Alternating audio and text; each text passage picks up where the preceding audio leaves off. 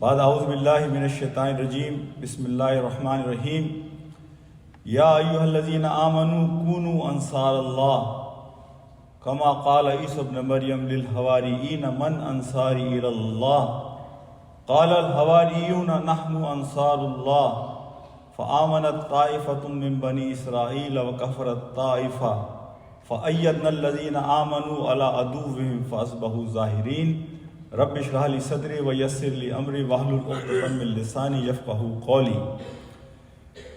My respected brothers and my sisters,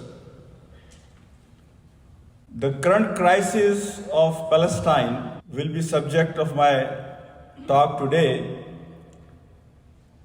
but I want to highlight few very important aspects.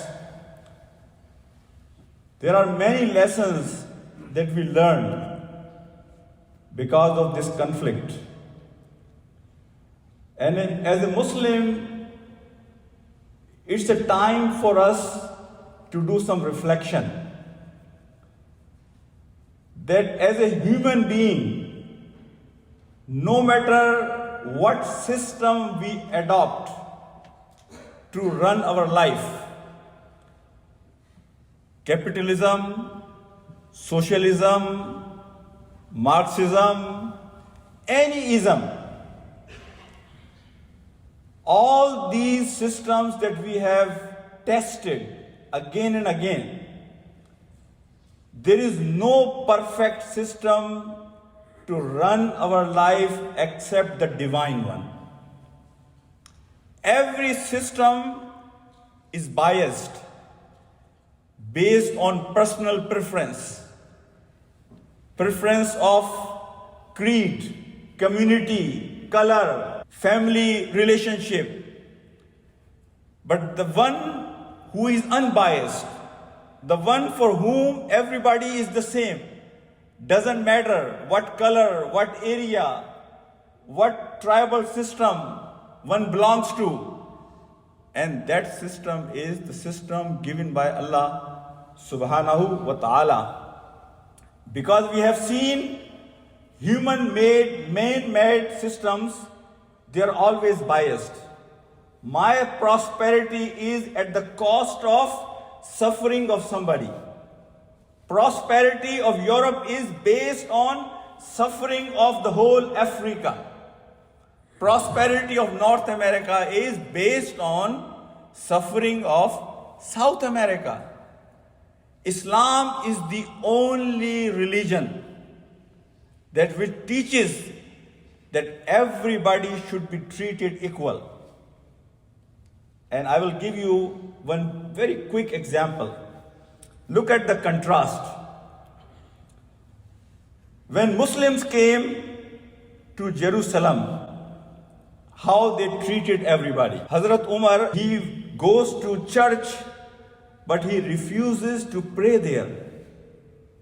Throughout the history of Islam, you will not find a single example that Islam has done ever by force any conversion. No conversion on the basis of compulsion. Islam has never occupied anybody's land without their consent or without them selling it to Muslims. Islam has never done anything based on injustice. Always justice is delivered. Hazrat Umar refuses to pray there just because he doesn't want Muslims to make a masjid from that church, because Umar has prayed there. Hazrat Umar is walking on the streets of Jerusalem and he sees a Jew, old man, begging, and he holds his hand and takes him to the governor and says, this old man has worked all his life to benefit you, and now is the time to help him. Why he has to beg? Let Baitul Mal help him in this old age. This book is written by Roald Dahl. He is a British writer, not Muslim. He was the pilot of Royal Air Force of British. in the time of World War II. There is a chapter in this book, Palestine and Syria. And go and read that chapter. How Muslims treated when Jews, they settled in that area. He is the witness. And he says that Jews have told us that Muslims have given them their own land, piece of their own land to make your own living. Muslims were innocent. They were not aware of what is going to happen tomorrow. But this little story tells the plans they had when they all settled in that part of the world. But Muslims were still trying to help because Islam always believes in coexistence. But not at the cost of that you expel people from their own land. Let me give you the contrast. And just because of the shortage of time, I'll just give you the contrast of three things. Between 1948 and 1959, UN has passed 28 resolutions for the issue of Palestine and Israel. And all of them rejected by the state of Israel.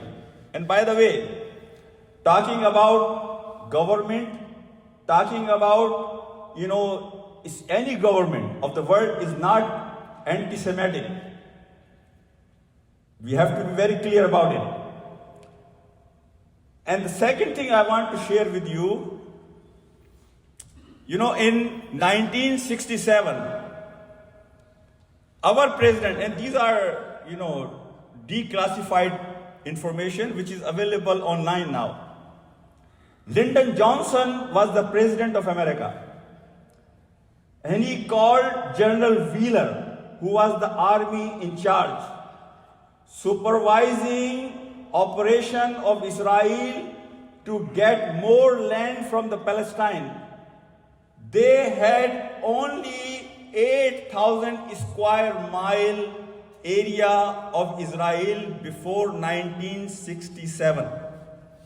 And Lyndon Johnson asking General Wheeler how long it will take Israel to capture all the land around it. And General Wheeler says 3 to 4 days.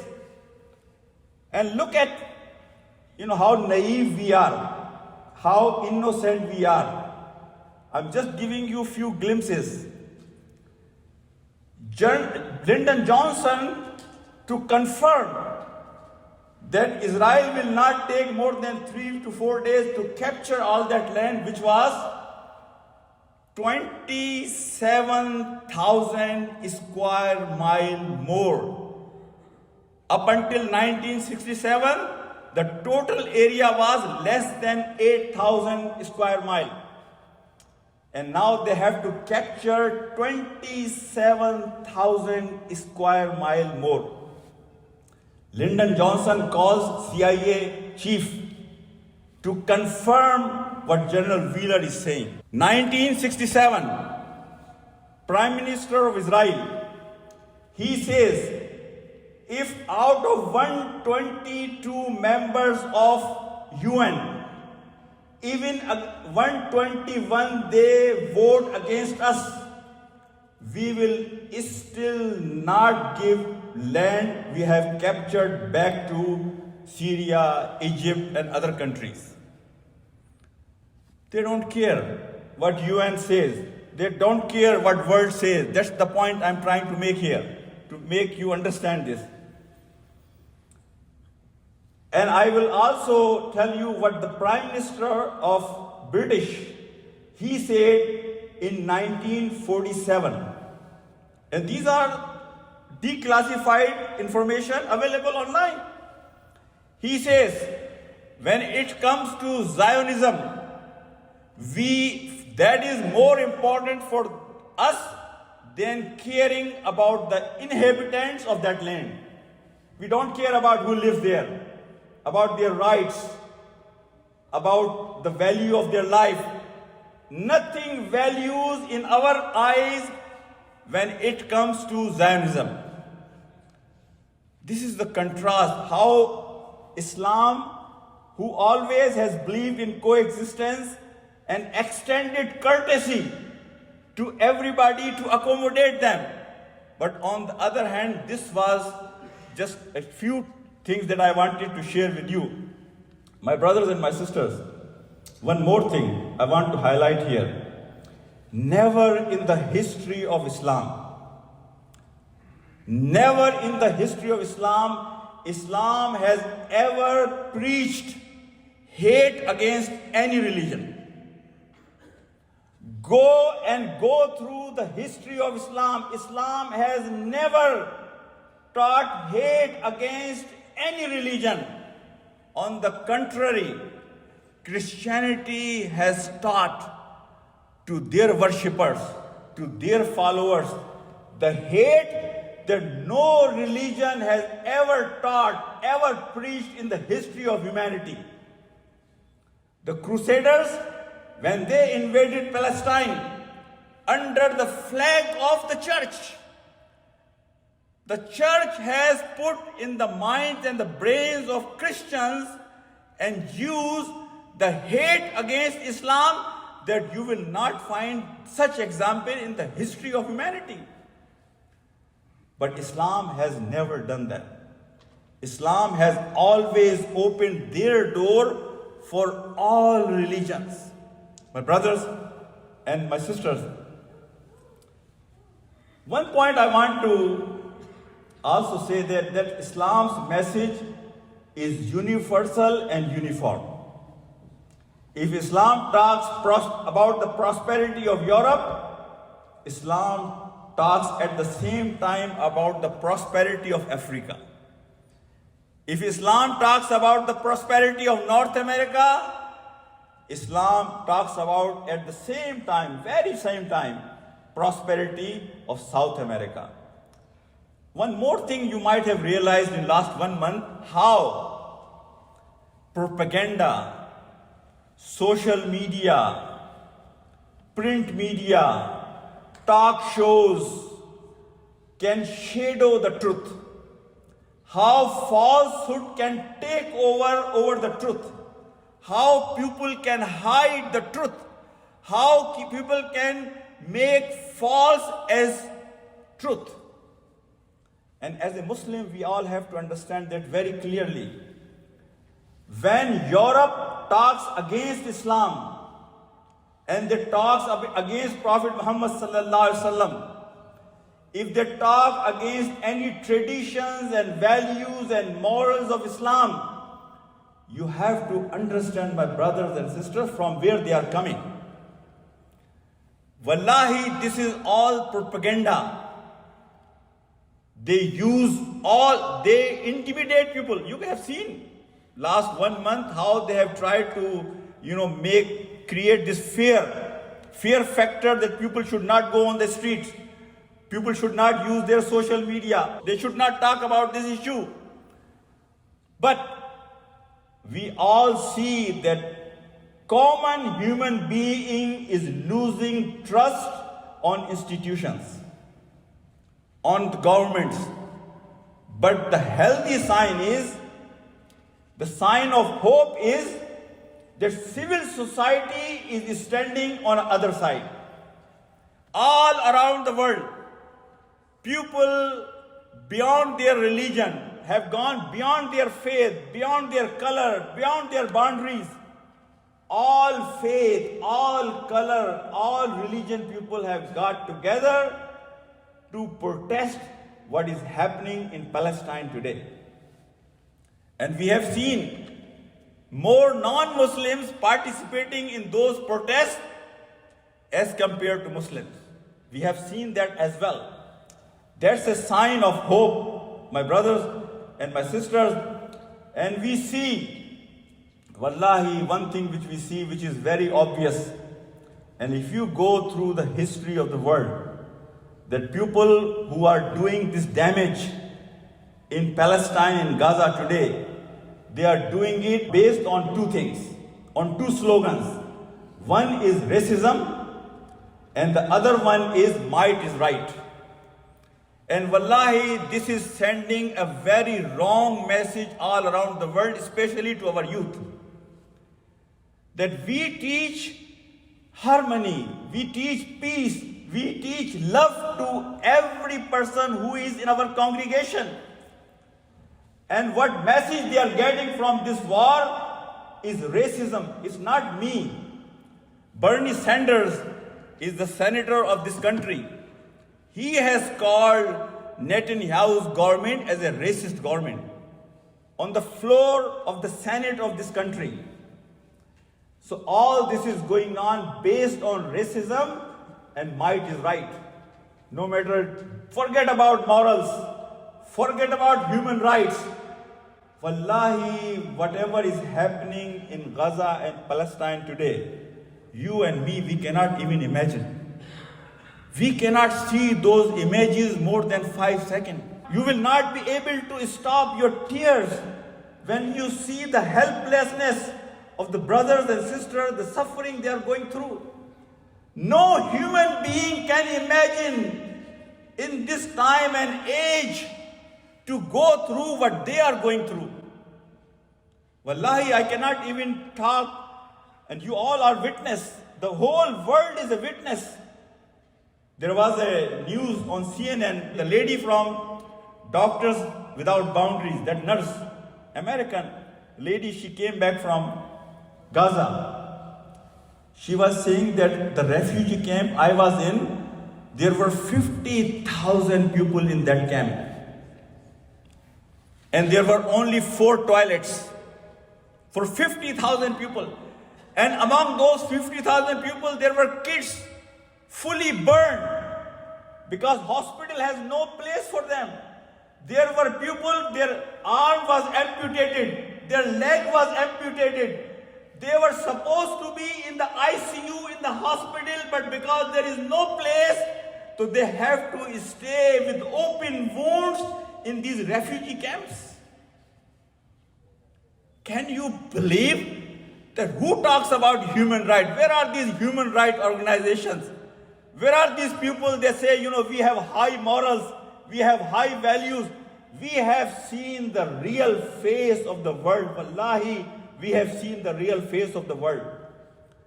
Only morals and values are as long as it can benefit me. Human rights are only if they can benefit me. If they cannot benefit me, then there is everybody else is just like animal. Even animals have some rights. Wallahi, if you see a cat, limping on the street, you will pick up that cat and you will take it to the shelter. But human being, human life has no value today, and we have all seen, my brothers and my sisters. Wallahi, pray for our brothers and sisters, what they are going through. But I can tell you one thing, from all this, people are also seeing images. There's these brothers and sisters who are in such a terrible situation, but you will still find them reading Quran. You will all still find them, they are doing nasheed of Prophet Muhammad sallallahu alaihi wasallam. You will still find them that they are saying Alhamdulillah. You will still find them that they don't want to leave. Their life for them is less important than the life of their fellow brothers and sisters. And this is the nurse. She says that we have asked these other paramedics, they're working with us, to come with us. Leave. They say, no, we cannot leave Gaza because we have our family there. Our brothers and sisters are there. And we cannot leave them helpless. Wallahi, people are now asking each other, non-Muslims, what these people are reading. Look at their circumstances and their situation. And look at the level of trust they have on this book, Al-Quran. So we should find out what is in this book, Quran, what is so secret that is hiding from us, that it's giving them this uplifting, courage, hawsla.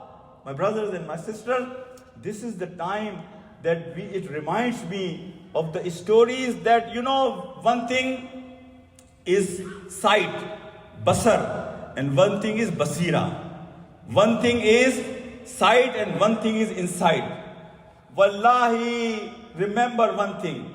Whatever our brothers and sisters in Gaza have lost, or in West Bank have lost, we all have to lose that one day. We have to lose our life. We have to leave our property behind. But Allah is my witness, inshallah, what they have found by departing from this dunya in the path of Allah subhanahu wa ta'ala, that is something which is khairan wa abqa. That is something which will be everlasting. The peace, they were living a very miserable life, but now they have gone in the hands of Allah subhanahu wa ta'ala, that they will never face uncomfort of this life and they will be in a peaceful life. And these are the people about whom Prophet ﷺ says, somebody who dies as a shaheed, he is the only person who wants to come back in this dunya and give his life in the path of Allah subhanahu wa ta'ala. My brothers and my sisters, Allah subhanahu wa ta'ala can solve this problem in less than 2 seconds. Nothing is difficult for Allah subhanahu wa ta'ala. But Allah wants these things to unfold the way they are unfolding. Because it's a test for all of us. Allah wants to see that from this misery, who will be able to make his Jannah and who will be going to go in the hell.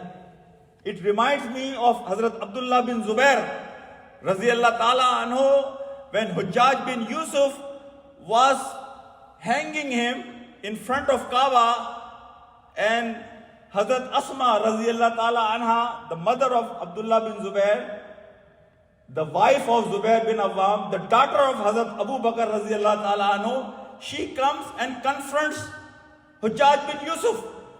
And Hujjaj bin Yusuf says, see what I have done with your son, hanging here for many days in front of Kaaba. Hazrat Asma says to Hujjaj, you have made him to go to Jannah and he has made you to go to hell. So Allah wants to see that whether we will qualify for Jannah or we will make hell out of this crisis that we are seeing, my brothers and my sisters. Hazrat Umar bin Abdul Aziz's time, one Muslim was captured by Romans. And this was our Khalifa, Umar bin Abdul Aziz. He sends message to Caesar Rome that either you let this person go or my army is going to march towards you, and one end of that army will be in Jerusalem and the other end will be in your country. One Muslim's life. My brothers and my sisters, and we see our Muslim countries today. Wallahi, it reminds me, and listen to me very carefully, these are my last words. You know Najmuddin Arbakan, ex-Prime Minister of Turkey. He said one time, you know Abraha when he came to demolish Kaaba, and what happened? Allah subhanahu wa ta'ala sends Ababil to destroy his caravan. Najmuddin Arbakan says that now Ababil will come, but not for non-Muslims. Ababil will come for Muslims. Ababil will come to damage Muslims. Because for us, wallahi, faith has become a joke. And whatever is happening in the world, injustice, most of us are quiet, especially our governments. They are quiet and they are just trying to take advantage from the suffering of Muslims. My brothers and my sisters, wallahi, we should do istighfar to Allah subhanahu wa ta'ala. Istighfar to Allah subhanahu wa ta'ala, that He forgives us for our shortcomings. We are weak people, but wallahi, we should do our best, my brothers and my sisters, to help these brothers and sisters. Wallahi, people have not seen such injustice what we are witnessing today and tomorrow. When the historian will write the history, they will say, how is this possible that such sufferings were happening in Gaza, in West Bank, in Palestine, and rest of the world was sleeping and was quiet.